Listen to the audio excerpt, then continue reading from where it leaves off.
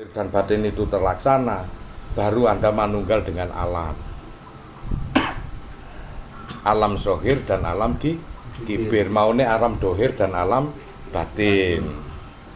Nah, setelah ini menyatu baru disebut zohir, alam zohir dan alam kibir. Setelah alam kibir menyatu dengan anasir-anasir yang ada di alam semesta, barulah konsep kawuloning Gusti. Jadi ojo konsep itu langsung ke sana, kesesat, kejauhan.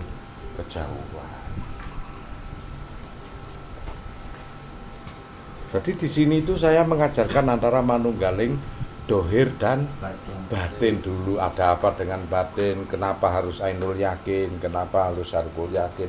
Karena kita selalu imannya bersandarkan kepada ilmu yakin, apa yang ditangkap oleh panca indera kemudian kita yakini. Nah, itulah. Setelah kita meyakini secara ainul yakin, baru bisa disebut katakan orang-orang yang beriman. Ini. Hakul yakin itu pada konsep penalarannya, pemahamannya. Begitu sudah apa yang dilakukan akhlaknya, dohir batin ini masuk, maka takluk hukum syara. Terbebas dari belenggu secara hukum. Nah, gitu loh. Harus yakin. Hukum apapun tertera, sama dengan orang di saat dia terpisahkan antara pengetahuan dohir dan batin.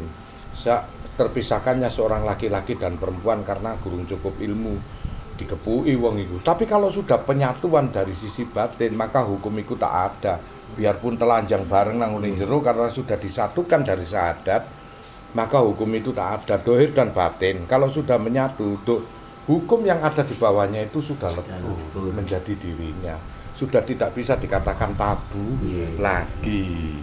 Sudah tidak bisa dikatakan hukum yang disebut zina lagi, jadi garwa sigaraning nyawa bagian dari kehidupanmu. Ini contoh tadabbur. Makanya kalau dohir batin ini menyatu, konsep ini sukses untukmu sebagai insanun kamil.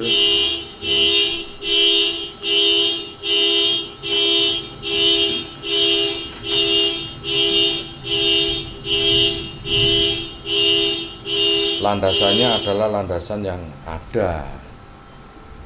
Karena kamu bertanya ini kan karena ilmunya ini belum melebur.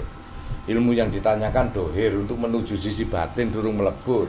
Nah, setelah melebur itulah jawaban. Besok dia Barse juga akan ditanya sesuai dengan pertanyaanmu di sini. Sanggupkah kamu, apakah bisa menjawab atau tidak? Sama dengan seorang pembunuh 100 orang itu.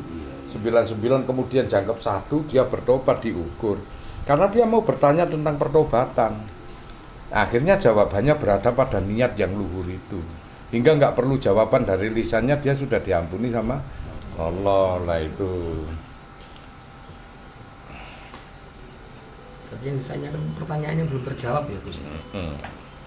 Yang ditakani, jikalau kau mendohirkan suatu pertanyaan, maka kau harus wajib mencari jawaban. Jikalau pertanyaan itu kamu santai-santai sampai mati, pertanyaan itu akan ditanyakan oleh jiwa batinmu yang disebut mungkar nakir. Yang dulunya Jibril memberikan wahyu, Jibril, Mikail, Israfil, sedulur papat ini, kalau sudah di alam barzah beralih fungsi menjadi kariman katiban mungkar nakir. Kalau sudah dibangkitkan beralih fungsi menjadi Ridwan Malik Jakbania Rohmat. Dan itu selalu nuruti dari prasangkamu supaya komplit. Karena penciptaan yang diciptakan untukmu berdasarkan atas jawabanmu termasuk surganya.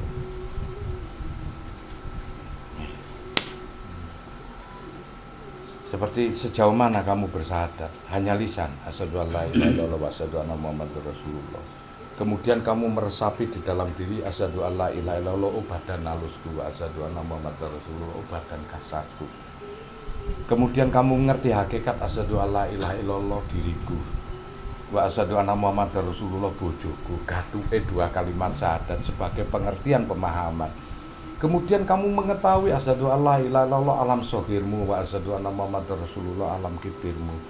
Kemudian sampai meringkas menjadi satu asyhadu an la ilaha illallah Gustine wa asyhadu anna muhammadar rasulullah ingsun ku kawulane. jangkeplah secara pemahaman. Maka pertanyaan syahadat tak akan lagi ditanyakan di kenapa Mungkar Nakir ngasih talkinan marobuka, diberikan contoh yang standar. Maka cukupkan dirimu sekarang. Insya Allah nggak ada pertanyaan di sana. Jikalau kau masih ada pertanyaan, carilah jawabannya. Kalau tidak, maka kau akan ditanya di sana. Hingga aku belum ketemu jawabannya, ditanyalah sama Mungkar Nakir. Kenapa kau nggak hijrah? Kama arsalna fikum rasulan minkum yatlu alaikum ayatina. Nabi aja butuh hijrah untuk mencari jawaban. Sementara kau sendiri hanya kau cukupkan untuk di situ ditanya. Maka ada celah lah kehidupanmu di sana. Kabeh iku wong iku bingungnya karena suatu jawaban atas pertanyaan di dalam. Sesungguhnya pertanyaan dan jawaban itu ada pada landasan. Alastu birabbikum. Kepingin gak ono jawaban di alam barzah, pertanyaanmu harus tuntas sampai di sini. Jangan ada pertanyaan lagi, sesuai makom. Pun, jadi gak mesti marobuka. Sopo Tuhanmu iso jawab kabeh iku. Apa 2 tambah 2 mesti akeh iso jawab 4. Pertanyaan sesuai kelas lan sekolah level. Itu namanya talqin. Umpomo nele sesuk nak Eptanas iku 2 tambah 2 sama dengan titik-titik, dijawab nang dile. Jawab di atas titik-titik. Piro? 4 Pak, 4. Terus 3 kali 3 sama dengan titik-titik, jawabannya piro le? 9 Pak, didok kok endi? Ndukure titik-titik iki 9. Oke. Pertanyaane, apakah nek ujian Eptanas iku metune iku? Iku contoh. Sederhana saya ngomong, apakah itu yang keluar?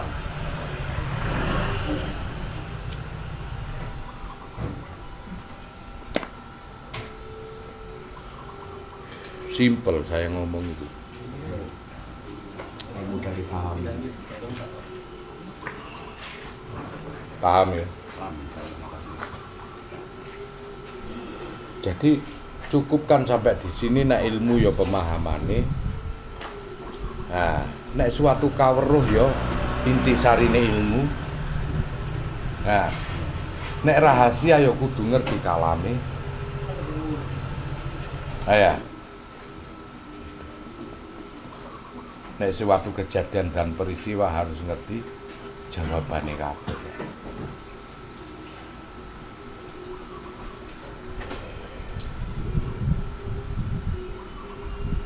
Maka semua itu landasannya jikalau orang hidup hanya mencari jawaban. Meski kon dijatuhno ekonomimu.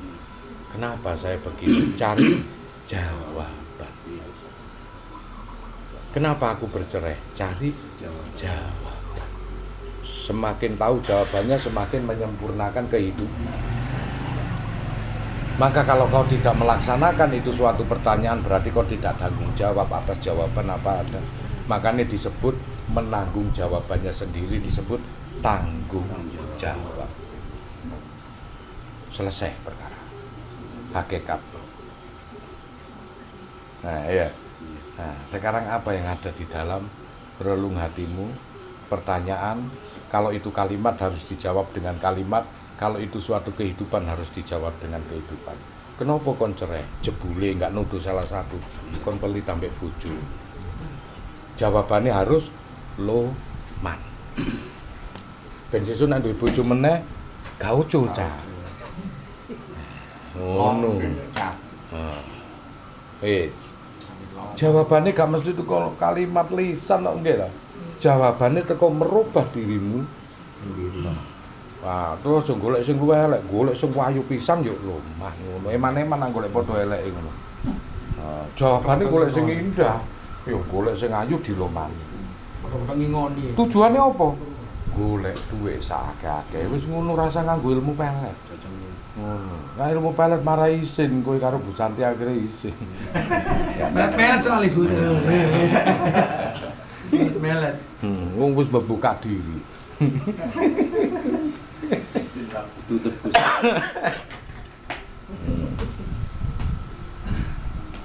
Begitu, kalau kita hidup itu sudah tahu jawabannya, pasti tidak akan mengulangi pertanyaan-pertanyaan itu.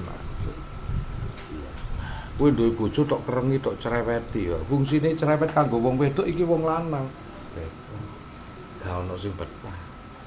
Akhirnya jawabannya kudu legowo. Anggere gak neko-neko wis talah. Akhirnya wong wedok enjoy. Umpama dalam rumah tangga iki. Dalam rezeki yang ngono, kenapa kok aku ngene, aku kok sering ngono. Nah, carilah kita jawaban, mencontoh dari rezeki-rezeki yang lain. Selagi orang itu mencari suatu jawaban tengah dalan itu gak ketemu, itu sudah terjawab seperti pembunuh 100 orang tadi. Kurang ketemu apa sing ditobati, maka Allah menyatakan ampuni dia, lebur dosanya. Karena dia sedang proses mencari jawab. Wes, genah. Oke. Salat itu yang ngono, nek salat itu tidak serta-merta kamu dijawab, maka kamu orang yang paling merugi kata Allah. Celaka bagi orang salat yang lalai dalam salatnya. Maka lalai itu gurung terjawab salatnya. Ada apa dengan berdiri, rukuk, sujud dan duduk? Amarah sufi alwamah mutmainah. Ada apa? Nah, itu harus dijawab karena di dalam diri ada akhlak, perasaan, pikiran dan ingatan. Amarah berupa perasaan, pikiran berupa luamah, berupa sufia, ingatan berupa luamah, akhlak berupa mutmainah. Itu suatu jawaban hingga kita bisa menyatukan keempatnya ini menjadi satu. Itulah sholat dating karena paham. Sedino sewengi gak ono rakaate tapi sholat terus sholatnya batin gak ada gerakan. Sholatnya rogo ono gerakane sebagai simbolis-simbolis yang ada. Kita hidup di Nusantara Indonesia ini nginjak di bumi Jawa, bukan di kain. Tetapi sosok kain merah putih harus dihormati sebagai simbolis. Nek gak percaya ide nang tengah pasar menganti kok lak dikepuki wong. Syariat itu sebagai simbolis karena di dalamnya ada rukuk, sujud dan duduk. Itu harus terjawab dalam hidup. Nek gak terjawab ono masalah nang alam kono awakmu. Karena awakmu diciptakan dua badan, badan kasar dan badan halus.